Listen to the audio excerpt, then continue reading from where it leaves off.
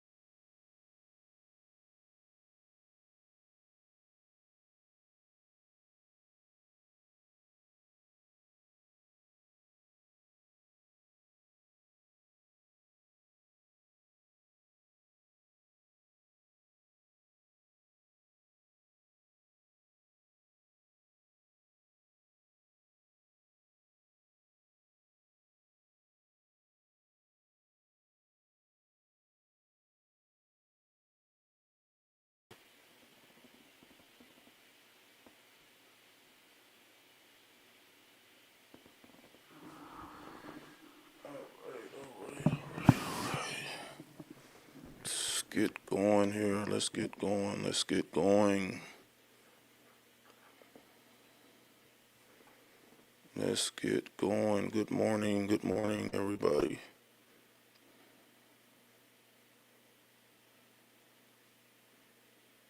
Good morning.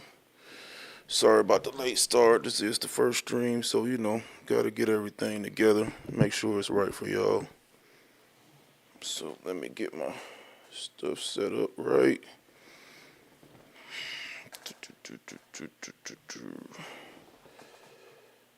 little bit better.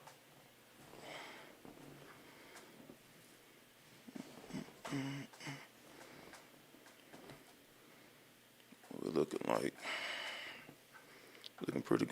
pretty good. What's going on, everybody? Thank y'all for tuning in early. Let's see if I can get my stuff going.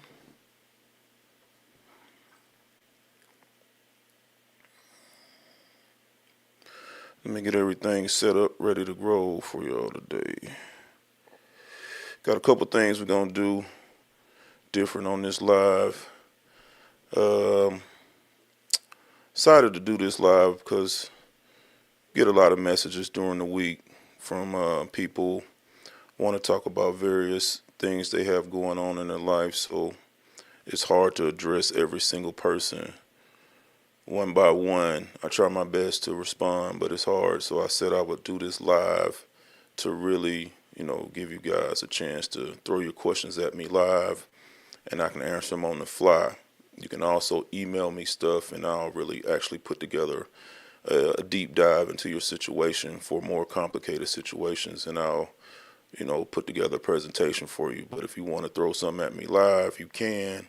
Just drop it in the chat. I'll see it, and I can let you jump in the live, and you can talk about it with me live on on the air. So let me make sure we're going good here. Banners. That's what it is. All right. We're going in right now. Let's get ready to get going here. Make sure I got all my stuff going. All my slides. So let me go ahead and get it going. Everybody's coming in, I guess, now. Coming in from different places. Welcome Facebook. Welcome YouTube. Welcome Instagram.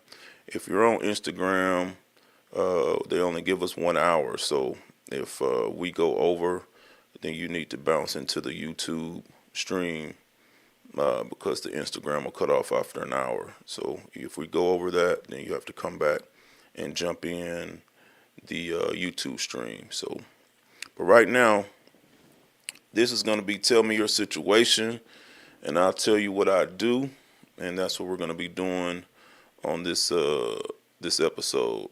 You tell me your situation, and I'll tell you what I would do. I got a couple emails I'm going to start with, and then hopefully by then we'll get a couple people in here that want to tell their situation, and I'll tell them what I do. So let's get going. All right, here we go.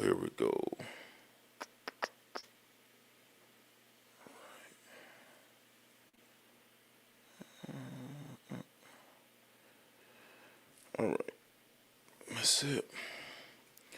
All right, welcome to the Mindset Manual, the place we talk about the hard truths most people avoid, but the truths that can actually change your life.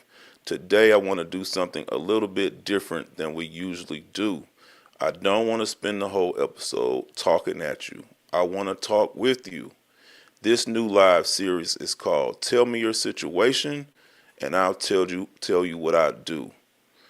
See, I'm going to be here for you every Tuesday morning at 11 a.m. Eastern. Maybe you're dealing with a relationship that's falling apart. Maybe you're trying to decide whether to leave your job. Maybe your business isn't working right now.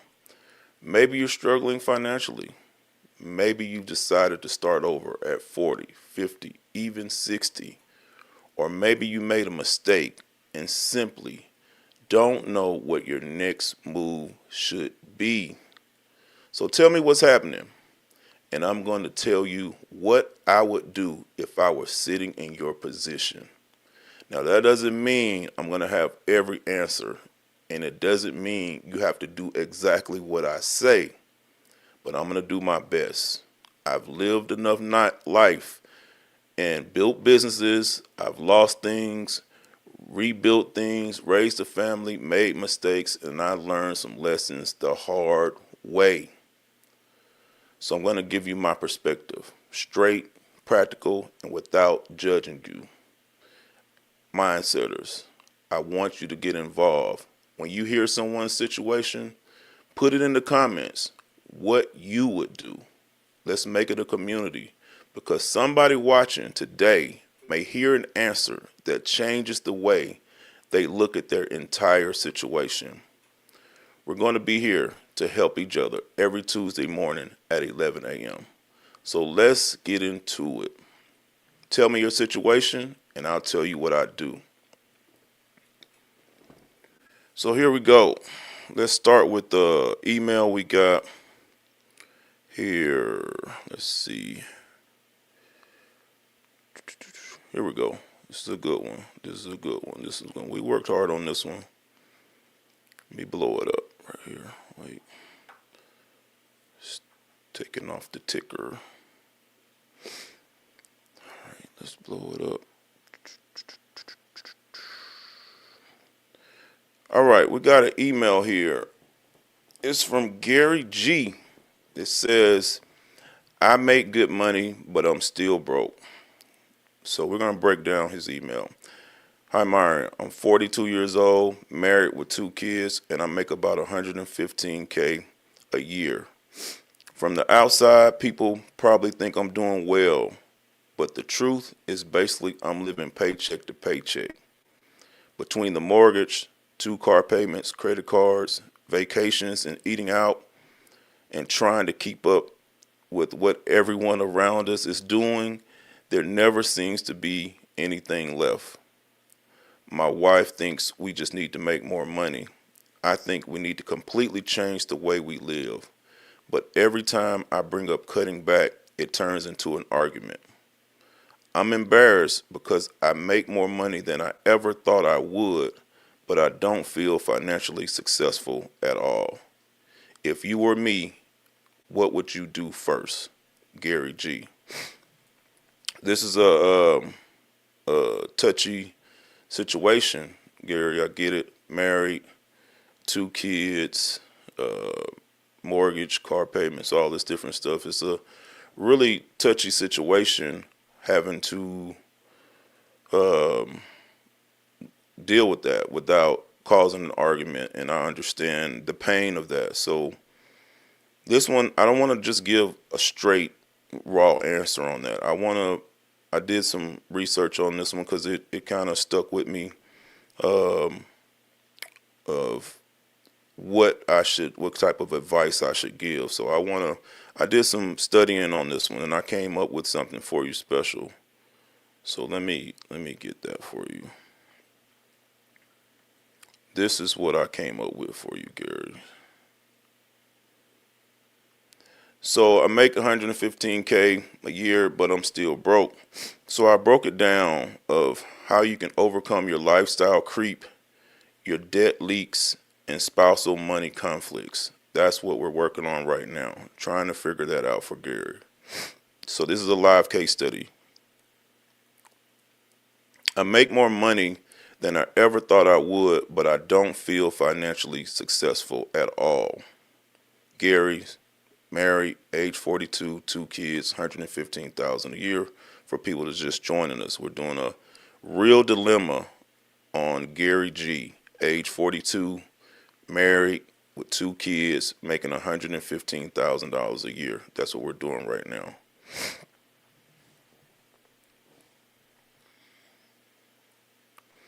Okay, so we got 115,000 annual gross income.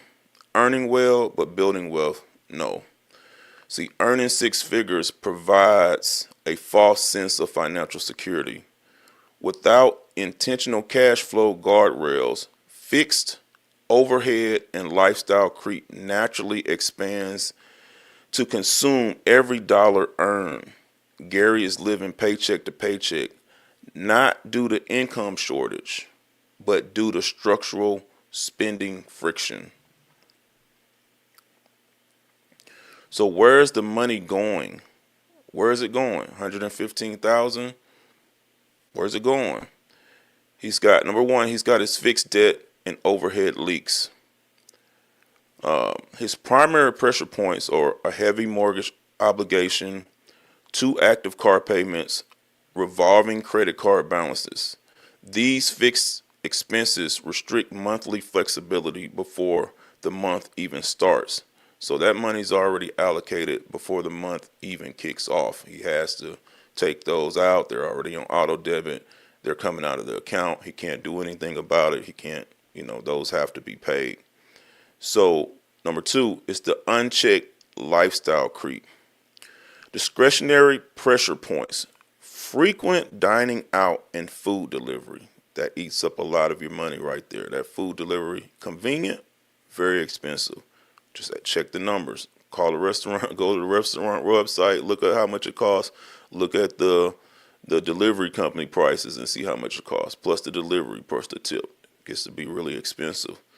Unbudgeted family vacations, just overspending. Keeping up with the Joneses. I talk about that on a lot of my episodes. Man, do you. Don't worry about what the people around you are doing. Do you. What looks good on social media is not really what's happening in their life. So do you. Don't worry about what everybody else. That social presence, it drains your pockets and makes you feel like you need to be earning more to do more. Don't worry about that. Household conflict. They have two opposite perspectives, right? So the wife's perspective is we just need to make more money, believes income solves cash flow problems. Gary's perspective, a little bit different. We need to completely change how we live. He wants to cut back, leading to reoccurring arguments. She wants to go forward. He wants to cut back, not work as hard, save, be smart about it. So the core reality, earning more money into a leaky budget only creates bigger leaks. Alignment must come before optimization.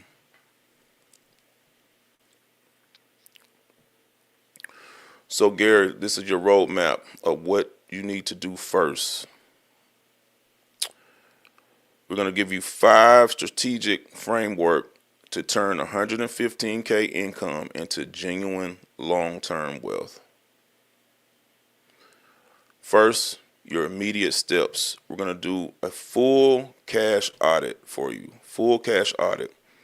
Track every single dollar spent for the last 90 days. Eliminate guesswork and face the exact mathematical reality without emotion or shame. Now, I'm going to send you a copy of this at the end of it. So I'm going to email you a copy of this slide presentation and the video so you can go with the breakdown. 2, reframe the talk. Shift the conversation with your spouse from cutting back to scarcity to buying our freedom, security, peace of mind, and early retirement. Talk about buying your freedom, about being able to do more because you're saving now. Position it different. That's what reframing the talk is about. Attack the car debt. 2 car payments are one of the biggest middle class wealth killers. You got to downsize or sell one of the vehicles. But another solution is you can pay down the debt on the cars by adding an additional, say, 100 to every payment. That 100 paid toward the principal on every vehicle every month, it definitely chops down the payment time, the interest that you're paying on the car. That's a great way to get your cars paid off. That's what I do with my vehicles. Current income allocation versus leaks. So this is what Gary's financial situation is looking like right now. And he needs to make some changes. He really needs to make some changes. So his mortgage and housing is taking up 35% of his income. 35%. That's a lot. So 25% is to the car payments and the credit card debt. So right there, that's 60% gone. Just 2 things. Dining out and vacations, that's another 25%. That is a huge number. It should be down 8 to 10. Then his living essentials is 15%. That's normal. That's normal. Now his savings and investments is zero. 85% of the monthly take home is tied up into fixed debt and lifestyle creep, leaving zero room to build wealth. This is just a bad allocation of his income, of your income, Gary. So you got to make some changes here. Let's talk about how to talk to your partner. Now, every person is different. Every relationship is different. Every relationship has a dominant person, and then the not so dominant person. Or some relationships are very dominant from both parties, and that sometimes causes a lot of conflict.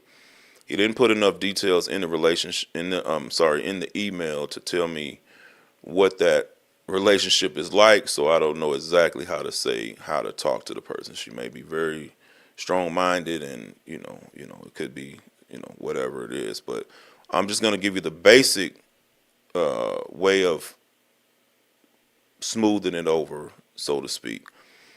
So let's start with this.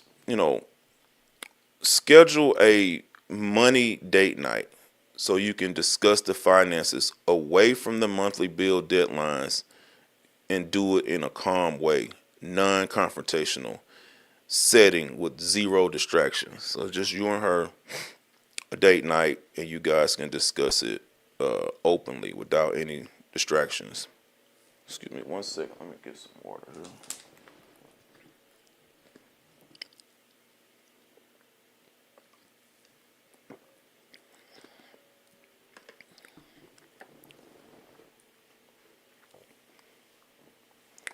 Next, you want to start with some shared goals, not sacrifices. Agree on shared dreams first. Examples like debt-free living, college funding for the kids, family stress reduction. Before touching the budget items, talk about your goals and see if you're on the same page about your goals. It's important. Make sure you guys are going in the same direction. One person may be just trying to live the dream, the other person is trying to create a future dream. So talk about that and get that out on the table. That's very important. Implement no questions asked allowance. So give both partners an equal monthly personal cash limit to spend guilt-free with total freedom. You set up an account, you get this much, you get this much. And I don't ask any questions about where you spend yours at. You don't ask where I spend mine at. But at the end of the month or at any point, that's it. You can't spend over that amount. Set that target and stick with it and do that for a little while. Then pick an immediate big win. Focus on eliminating one single expense like downsizing a car payment to create quick momentum. So you can sell a car, change it to a different car, trade it in, get a smaller car, or just work on paying off one of the vehicles versus trying to pay them off at the same time. So for the people just joining me, I'm going over an email from Gary about he makes $115,000 a year, but him and his spouse are having issues about she thinks he needs to make more money, and he thinks that they need to cut the spending. And so we're doing a deep dive in some of the solutions for Gary. And like I said, at the end of this episode, I'm going to send him this deep dive, and he can work it out with his partner. So if you have any questions or comments on there, you can always leave it in the chat, and I'll share it with the people. So that would be great to get some input from you guys on some of this stuff. So the 90-day financial reset, let's get into that real quick. This is what you're going to do. Month 1, you're going to audit, track all your bank statements, identify every reoccurring leak. Month 2, you're going to align, hold, vision date, cut the top 2 lifestyle expenses together. Cut out the expensive vacations, trim them back, all the eating out. Month 3, restructure, eliminate one car payment or refinance your high interest credit card debt. That's a quick way to add extra $500 or so in your pocket every single month that can go towards something else. That's month 3. Month 4, I want you to set up automated wealth building and emergency buffer. That's setting up a separate account and having money automatically deposited into that account every single week without you having to touch it, and just let it build. It's a money market account. Let's let it sit in there. Don't touch it. Don't even look at it for a year. Don't even look at it. Just make sure you set it to automatically go from one account to the next. Your bank can do that for you. Put it in there. It'll drop into that account every single week. Don't touch it. Don't look at it. A year later, look at what happened, and you'll be happy with it. You'll want to increase that going forward. That's what we're doing for that. All right. This is your target healthy budget blueprint. This is what you need to put together. This is our goal to getting you financially secure. 50% on your fixed essentials and housing, 20% wealth building and debt payoff, 15% lifestyle and discretionary, and 15% for saving and emergency fund. So now you're reallocating your 115K into a structured 50, 20, 15, 15 setting. That's the model that generates $23,000 plus per year in direct net worth accumulation. 23,000 a year can be reallocated through this system, and that clears up all your problems. So if you were Gary, what would you do first? You can type your advice in the live chat below, and I'll share your comments on the screen. All right, let's go into the next situation. So what do we got on here? 150K is pretty good. Yeah, it is. But like them, they're spending. They're overspending with the vacations and the the eating out every day. I appreciate your comment, Jay Jones.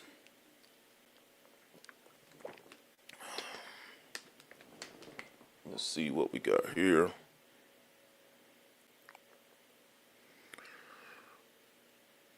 Yeah, Corey B. That's a good one.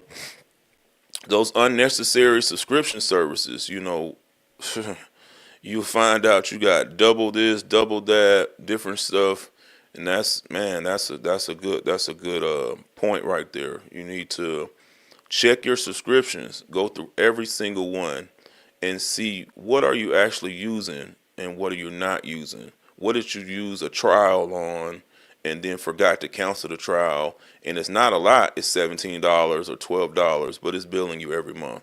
That's $120 a year or $200 a year of something that you forgot you even have. How many music subscriptions do you have, and uh, you're just letting them run, and you only listen to one? Like me, I listen to one music thing, but I have two, so I need to cancel one. But I let my kids listen to the other one. But same thing. That's a really good point there, Corey. Really good point. Yeah, and the high credit cards, the interest on the cards, man, it's really getting crazy. And um, they'll adjust your interest rate based on your usage and all these different factors. Just slight adjustments here and there. If your balance gets high, they'll adjust it. If not paying this much, they'll adjust it. So those rates can get high.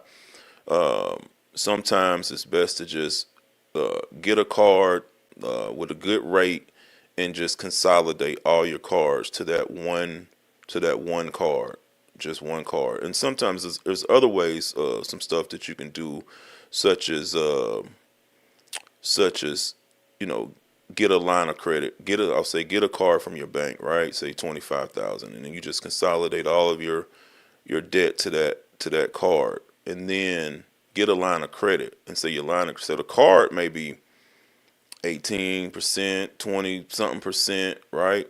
But then you get a line of credit from the bank, from that same bank, and that line of credit is 9%, 8%, 7, 10, whatever, lower than the credit card. So get the credit card, transfer all of your stuff to that credit card, then take the line of credit and pay the credit card off back to zero with the line of credit. Now you're paying less on the line of credit because it's the percentage is less. So you use the bank's money to pay your money and clear your stuff off. Just a little trick. I know a lot of little things like that that'll help you balance yourself out financially. I appreciate those comments, man. I really do appreciate that. We have another email. If anybody has anything they want to add to it, you can. But we have another email comment that I got. Let's see. Let me find that other email she sent me. All right, so yeah, for the people joining, this is tell me your situation and I'll tell you what I would do. I'm telling people on the fly. If you jump in the comments and you have a situation, if you want to come on here live and talk about your situation, you can. I'll pop you on. I'll send you a link. You can get in on your phone or your computer and you can talk. If you don't want to show your face, that's fine. You can do audio only, and we'll talk about the situation live, take comments from the audience, things like that. But these ones I'm working with on this first episode, this is my first live episode. Something I'm doing. I'm gonna do every week, every Tuesday, 11 a.m. Eastern. I'm gonna be here trying this live thing, trying to answer as many questions as I can. So this first episode, I had a couple emails that I'm working on, and I'm just gonna work through those today until we get some questions going. So let's see what we got. Another one was okay. This one was there. All right. This was came in as an email. So let me check this one. Let's see what she says here.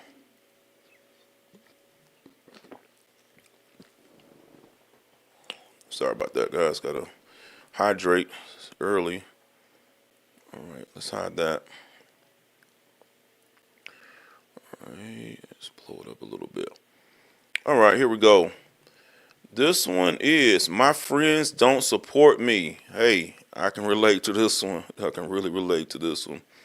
So let's read this email. It came from Tasha. I started a business about a year ago. It's not huge yet, but I'm proud of what I'm building. The problem is the people closest to me don't seem to care. My friends will spend hundreds of dollars supporting celebrities, restaurants, clothing brands, and people they don't even know. But when I post my business, they don't share it, buy anything, or even ask how it's going. A few of them even make little jokes about me thinking I'm going to be some big entrepreneur. Okay, yeah. I know I shouldn't need validation, but I'd be lying if I said it doesn't bother me. Now I'm starting to distance myself from some of these friendships. Am I being too sensitive, or does success sometimes require leaving certain people behind? Tasha.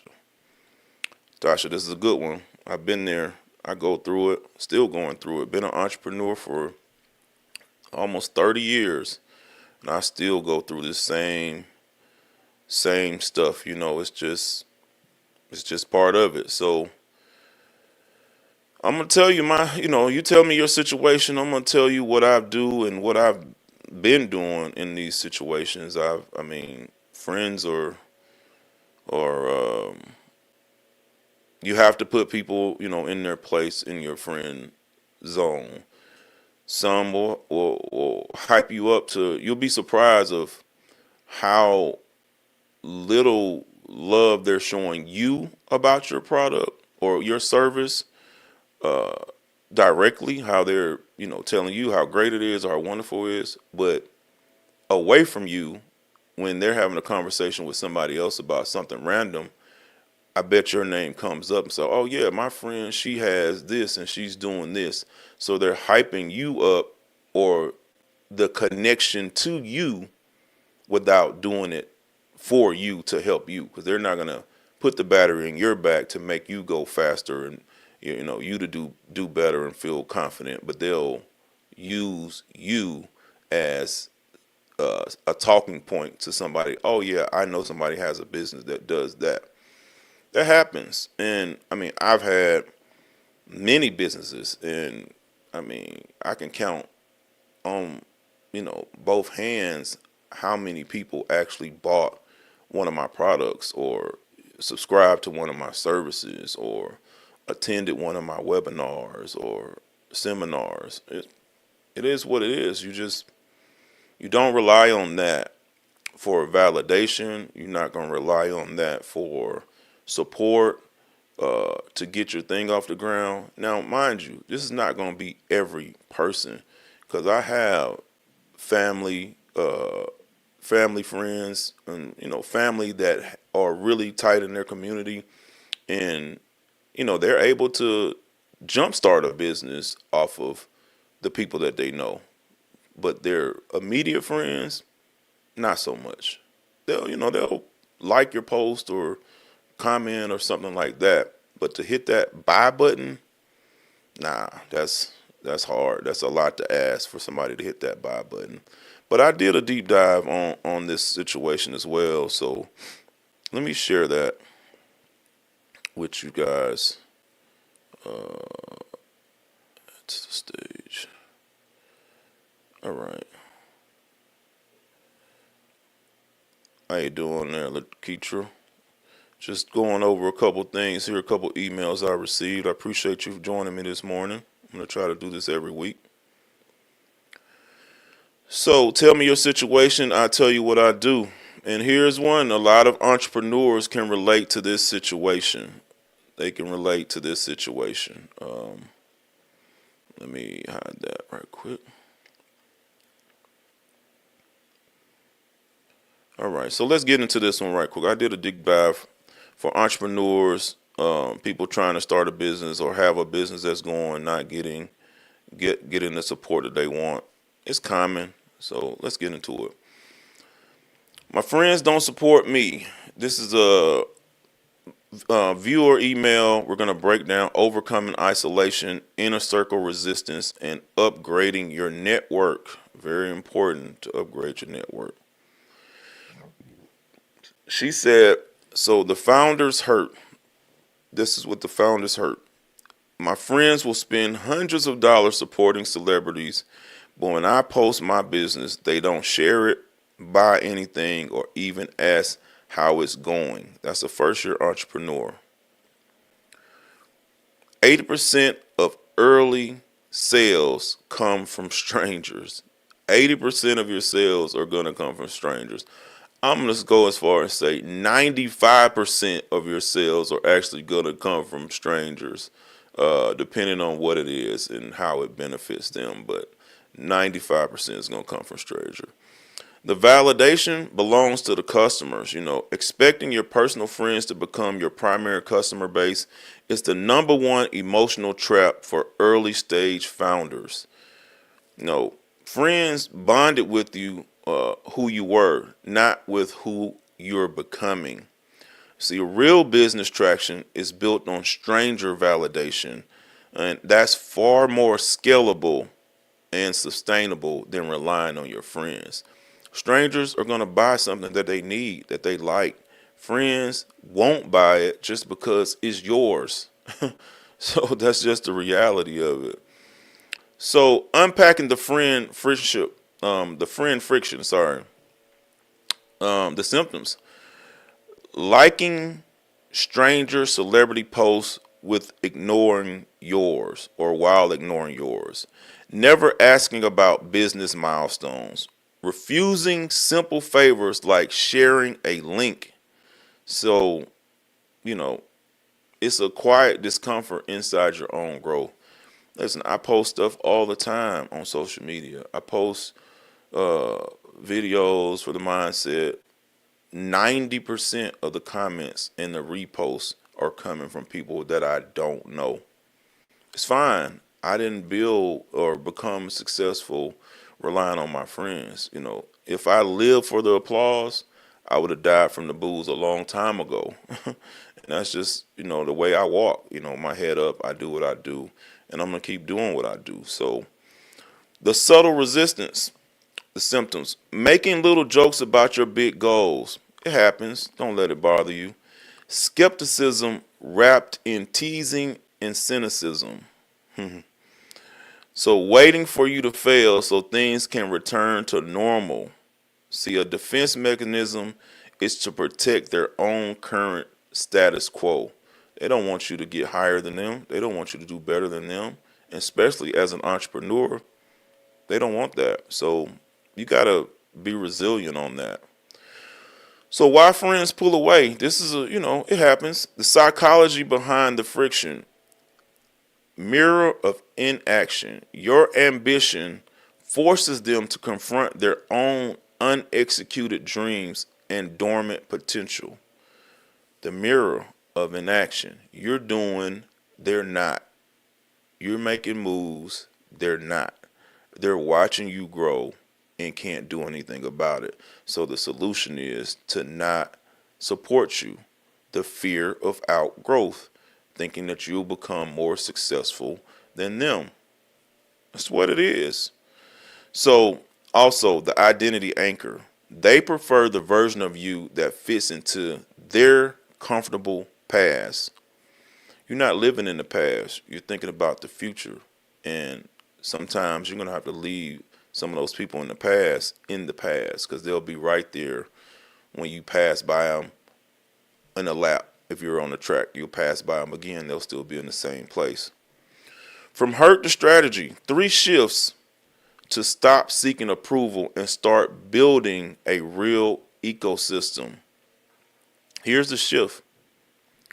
Number 1, friends are not your target market. Your friends are not obligated to buy your product. You would think they would, but they're not obligated to buy your product. Build for people who actually suffer from the problem that your business product solves. Build for them, not for the friends. You don't even need the insight from them. I had friends tell me one of my products was a joke. Nobody's ever gonna buy it. It's not gonna do it. 10 years later, I'm still selling it. 10 years later, still selling something that they told me wouldn't buy it. Trust me. Forget them. Projection, not rejection. Their silence or jokes say everything about their internal limitations and nothing about your business potential. Nothing. Their jokes are directed at themselves, not really you. Learn, listen, deeper. Think about it. Don't let it hurt you. A tribe is built, not given. Friendships of proximity must evolve into friendships of purpose. Seek peers climbing the same mountain. That means if you're whatever the type of business you're in, hang around those type of people that you can bounce ideas off of. You're not in competition with everybody, so don't be afraid to make your friend circle people that are doing what you're doing or in the places that you're in, the networking events that you're in. Those people are doing well. A lot of entrepreneurs are there. Talk to other entrepreneurs about your business, not people that are not in that field. All right. So for the people that's just joining us, this is an email that I'm doing a dive on from Tasha about her friends not supporting her new business, and we're just giving her some solutions of how to handle it. So where real business support originates, like I said, total strangers, 75%. Your industry peers and other founders, 15%. I buy products. I don't know if you guys have heard of this website called Kickstarter. It's where you can put an idea up there before you launch in it and explain it, and people can support your idea by pre-purchasing what you're trying to do. I buy stuff off of there all the time. A lot of it never comes out, but they give you your money back if it doesn't come out. But I buy stuff off of there all the time. It's Kickstarter. You're kickstarting somebody's idea. I don't know them. I think it's a good idea. I'll put the pre-seed money into it, and if it comes, it comes. If it doesn't, hey, I did my part. Acquaintances and referrals. So somebody talking about your product or service, you'll get 8% of your business from there. And then your close personal friends, not much. 2%, 1%, 2% of that. That's just what it is. All right. So this is the emotional intelligence part of it, of how to handle this situation. This is because she seems to be really struggling with it. I get it. I've been there. I've struggled with it. Still do sometimes.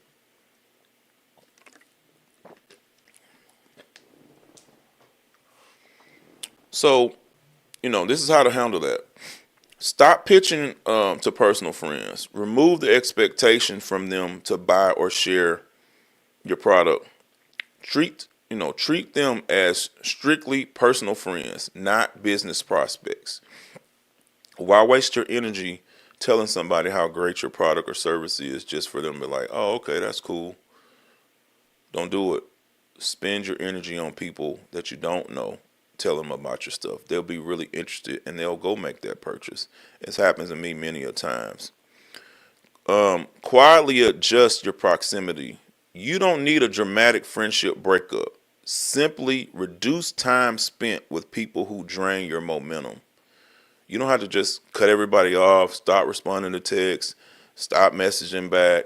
You don't have to do anything like that. Just slowly pull away. You can still interact. You can still do that. But you're in your business. You're focused on that. And people will have to understand that, hey, I'm working on my business right now. I'm doing this right now. I can't go out with y'all. I got to get up in the morning. I got a meeting, or I got work in the warehouse, or whatever you got going on with your business, the type of business. Just pull back a little bit. Infiltrate some founder communities. So join masterminds, local networking groups, and founder circles where building and growing is standard behavior. There's a lot of networking events in, every city. Some of them are just money grabs. They're just trying to get people in there, but some of them are actually pretty good. You don't need to meet 10 people at a networking event. You don't. You just need to meet one. One good conversation can go a long ways. You guys can learn a lot off of each other. Just one person at a networking event can open up a lot of doors. You may know some things that they don't know. They know some things that you don't know. You guys talk to each other, and it blossoms from there. That's to the next networking event. Same thing. You don't have to try to meet everybody in there. That one person who's looking for the same energy that you have, y'all are going to find each other. Trust me, it happens to me all the time when I go out. I meet people with something that I was thinking about earlier that day. I'll meet somebody that does exactly that. Happens all the time. It's just the universe, and you have to go with the universe. Don't be afraid of it. Let the results do the talking. Never argue or defend your ambition. Keep your head down, build quietly, and let your progress provide the answer. That's it. Let the results speak for themselves. That's basically what we're saying here. So I'm going to give you an entrepreneurial network evolution, what I want you to do. Phase 1, validation. Seeking approval and shares from immediate friends and family, forget about it. Not going to happen. Phase 2 is the friction. Feeling isolated, hurt, or mocked by old social circles. This is where it all starts. This is how it all goes through that. Phase 3 is your realignment. Quietly distancing, focusing, and strictly on paying customers. This is where you realign. And then you get to your phase 4, which is your new tribe. Surrounding yourself with peers who push you higher. That's where things change. Now you're looking at further. You're looking at, I didn't think I could take this product to these heights, but you can. I didn't think I could take this service to these heights, but you can. I didn't think my restaurant would be a line out of the door, but you can. That's where the new tribe comes in. All right. So we're breaking down this. I'm not telling you how to live your life with your friends, but I'm telling you what's going to take the emotional part out of it. 40% of your people, your circle, should be active builders and peer founders, people, similar situations, similar business to you. 25% mentors, coaches, and advisors. Some like me, people like me.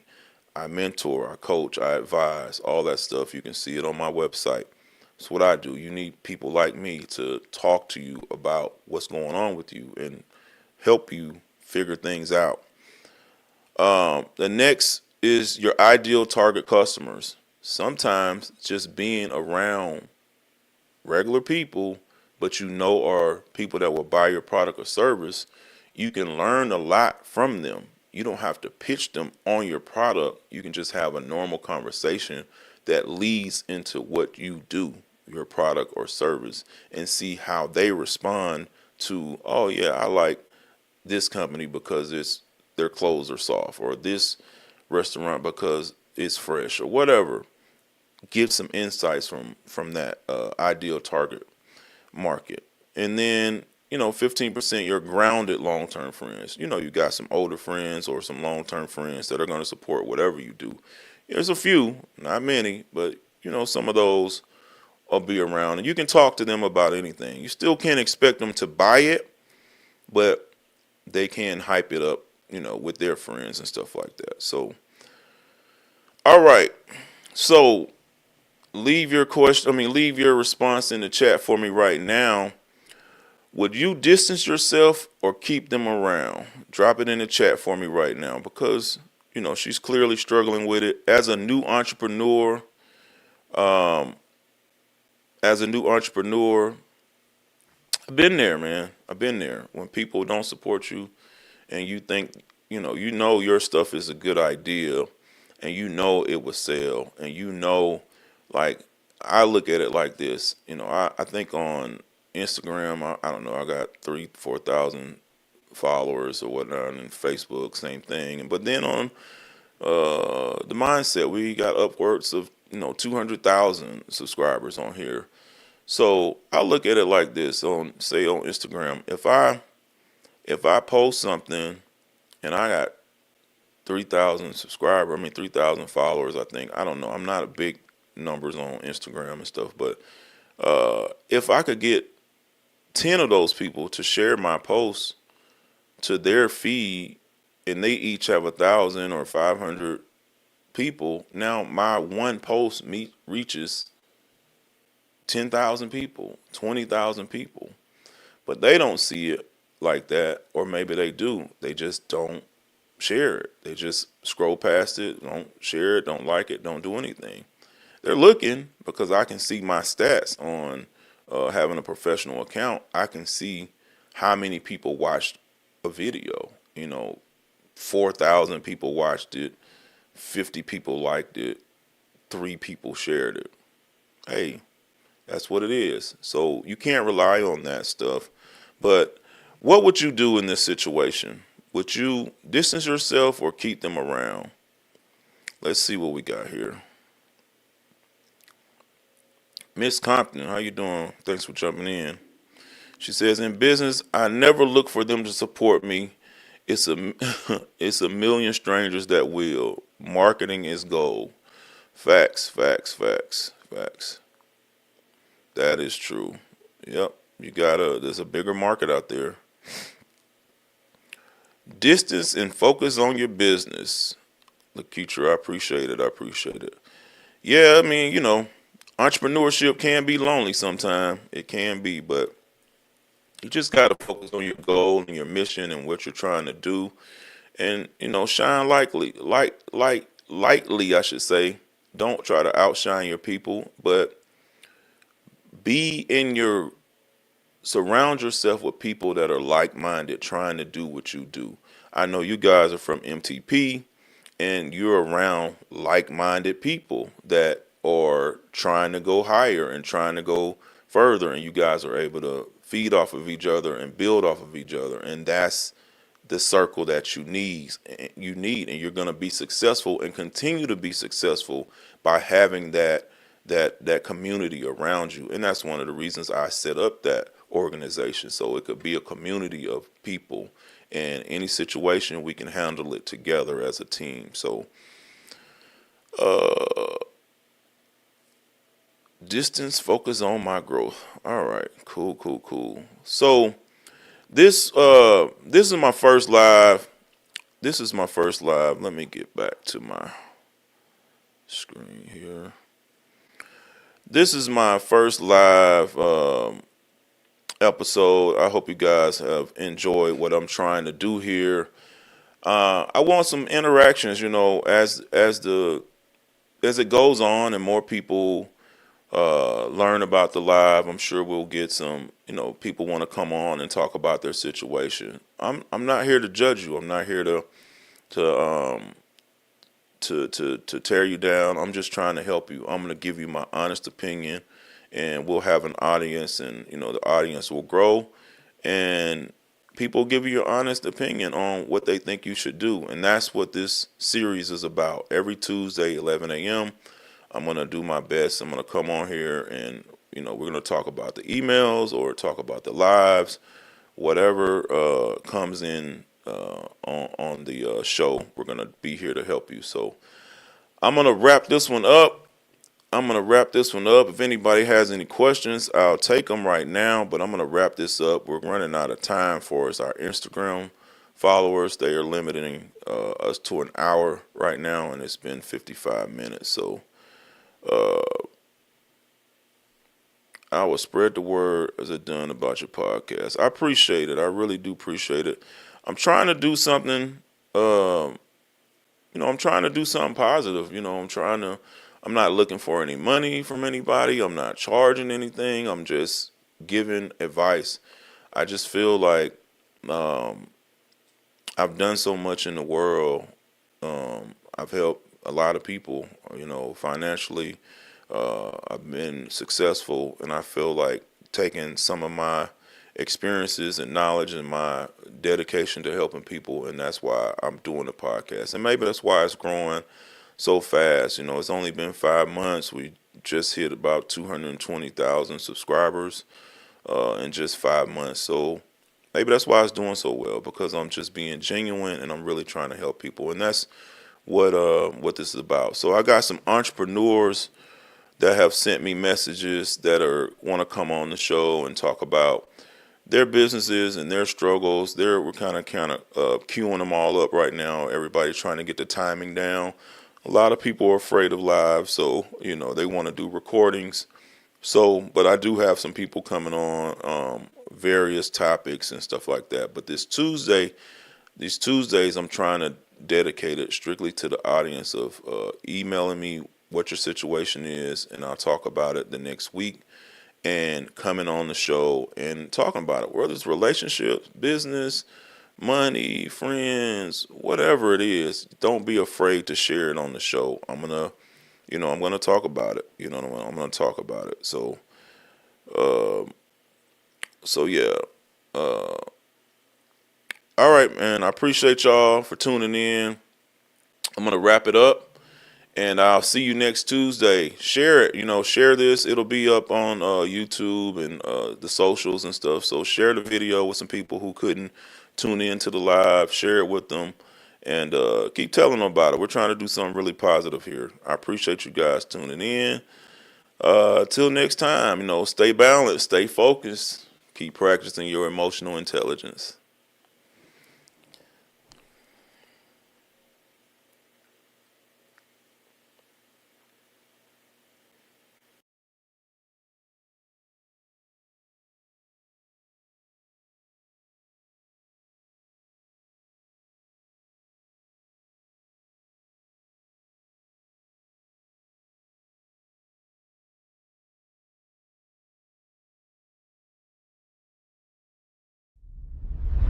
The Mindset Manual with Myron Williams.